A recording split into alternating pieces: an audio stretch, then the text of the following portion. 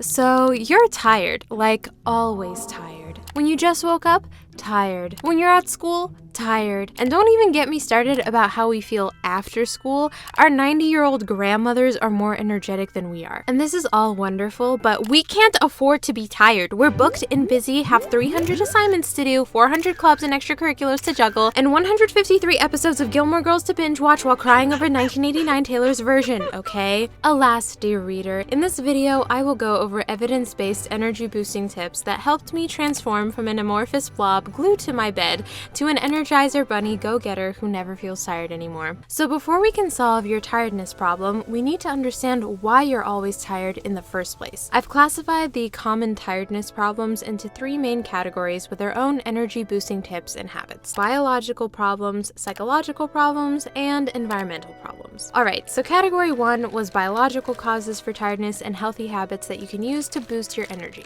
First off, if you feel tired or lethargic a lot, have random bouts of what I like to call exhaustion spells, where for several days or weeks you suddenly feel very, very tired and like you can barely drag yourself out of bed. You also tend to feel lightheaded sometimes, you feel cold or have cold hands or feet, you easily get winded or experience shortness of breath after just a little bit of exercise, then you might have anemia. The reason this is the first problem I'm mentioning in this video is because from ages 14 to 22, so 8 years of my life, I experienced these symptoms on and off, but always thought it was because I was lazy or undisciplined or just not sleeping enough. But it turned out that the whole time I had subclinical anemia that finally got diagnosed early this year because it was so bad that it was obvious on my blood tests. But after being on iron supplements for just a few months and eating more iron-rich foods, basically all of my symptoms completely disappeared, and I feel like I have the energy again of my 12-year-old self. So if you think you may have anemia, I highly recommend getting a blood test that specifically checks iron and ferritin levels, because I seriously wish someone had told me this when I was 14. And overall, whenever you have health checkups, be sure to check your hormone levels, vitamin levels, thyroid levels, etc., and discuss them with your doctors, because you may be lacking a certain nutrient or have a specific hormonal or biological reason for your tiredness. Speaking of hormones, insulin, which controls the sugar levels in our blood, can be a huge contributing factor to tiredness. When we're tired, we tend to crave sugary foods and think that a pumpkin spice latte or a sugary energy bar will give us some quick energy to keep us studying or working late into the night. However, it turns out that sugar actually has the opposite effect and actually makes us more tired and have energy crashes. So if you have a diet high in sugar or highly processed foods, your overall energy levels will most likely suffer in both the short and long term. If you want more energy without the energy crash, opt for proteins since they help amp up our wakefulness neurons, and lower glycemic foods like whole grains and high fiber fruits and vegetables that help our body absorb sugars more slowly and prevent crashes. This ties in with intermittent fasting, which I also started around a year ago, and it helped boost my energy and remove my brain fog as well. Intermittent fasting helps your body better regulate blood sugar levels and also taps into your fat energy storage rather than glucose/sugar storage, which may explain why I and many other people feel like they're more energetic, focused, and clear-headed when they're doing intermittent fasting. Also, if you have a period, your energy levels may vary hugely throughout the month depending on where you are in your menstrual cycle. In general, around a week before your period starts, you'll start to feel declining energy levels, and usually after your period ends, you'll generally feel more energetic. Obviously, it depends on the person, but this is just something to keep in mind and pay attention to, since it can affect how you schedule things in your month, and it's important not to be too hard on yourself leading up to your period, since your body is genuinely going through a hormonal roller coaster. Alright, so now onto the subject everyone generally finds the most boring,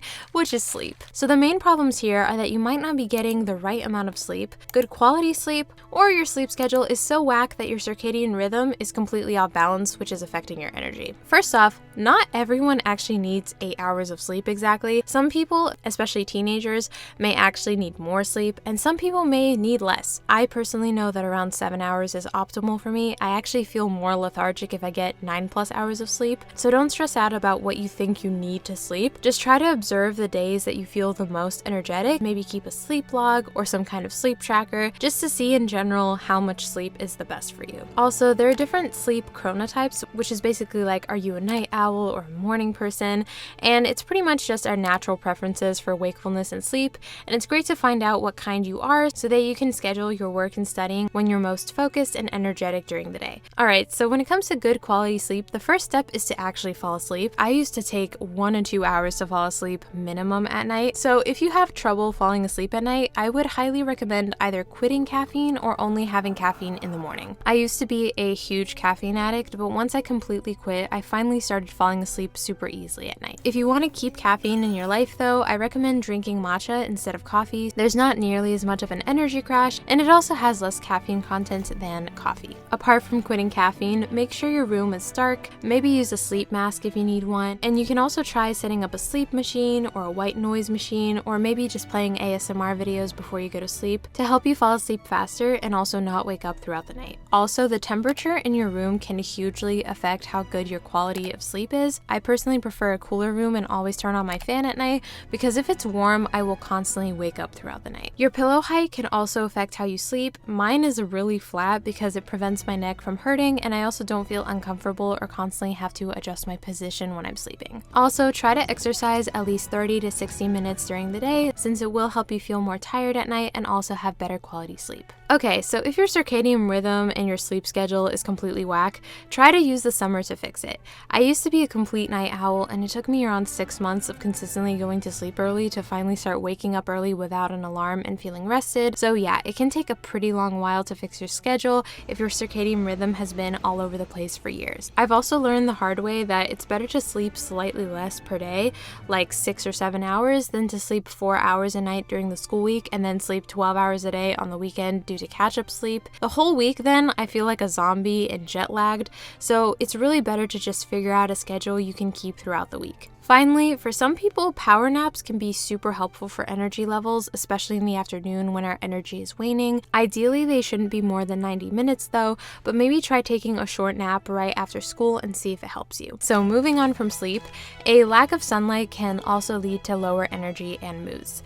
If you can, expose your eyes to bright sunlight within 30 to 60 minutes of waking up in the morning. I know this is really hard during the winter, but it triggers a cortisol increase and a wake-up signal in your body, and it also sets up a timer in your body for when to fall asleep later that night. It's also great if you can study outside, or during your study breaks, try to expose your eyes to bright sunlight and just walk around for 15 minutes. Exercise can also help shake your body up and increase your energy levels. I've personally noticed that short bursts of high-intensity cardio, like jump roping, plus super pumped-up dance music really wakes me up, so I like to do that when I'm feeling especially low energy. And hey, if Harvard Med School says exercise boosts energy, it must be true. Also, bonus hack, cold showers. Cold showers, plunges, baths can also really increase your energy, so just check that out if you're interested. So I think at this point, everyone and their grandmother knows that scrolling is bad for you and can affect your dopamine, ruin your mental health, distract you and worsen your attention span, blah blah blah. So yeah, obviously trying to reduce your screen time can greatly impact your energy levels and just time in general to do things, but since I know that there is a very small likelihood that you'll just quit social media altogether after watching this video, if there's one thing you can try to do, it's just to avoid doom scrolling, since it's the worst kind of scrolling. Doom scrolling can hike up your anxiety, leading you to completely overthink and end up staying up through the night catastrophizing about the state of the world and the future, which can obviously affect your sleep. So if you can,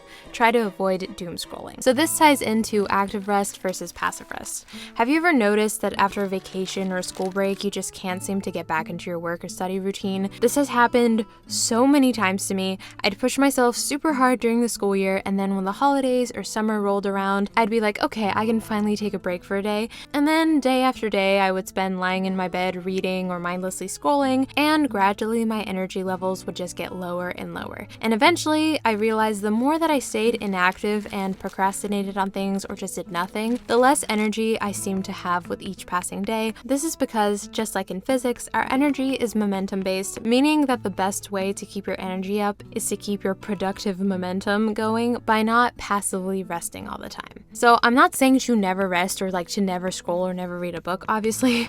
I'm saying that even on vacations or breaks, we still need to rest actively, which includes some kind of exercise and doing some other activities that are not just passive. So yeah, active rest is super important for boosting your energy and preventing yourself from falling into a major slump. And a great way to do this is by using your free time on a hobby or skill that actually regenerates you rather than draining you of energy. So one of my favorite places to learn new skills or hobbies is Skillshare, today's video sponsor, which is an online learning community with thousands of online classes and members that will help you get inspired, learn new skills, and put them to work in real life. Skillshare has classes on a huge variety of topics, including creative writing, drawing, study tips and handwriting, photography, animation, fine art, music, film and video, social media, and more. Whether you want to learn the basics of self-publishing your first novel or learn how to take aesthetic notes or how to create a productivity system for time management, Skillshare has classes to take you from beginner to pro alongside a supportive community. So lately, I myself have been watching Bernadette Banner's hand sewing class because I recently realized that I'm an adult and yet I have absolutely no idea how to sew on missing buttons or do any basic kind of stitch. So her videos have been super helpful, and sewing is definitely a very calming activity to do in your free time and also practical. So if you're interested in trying Skillshare, they have an amazing deal right now. The first 500 people to use my link will get access to one of Skillshare's best offers,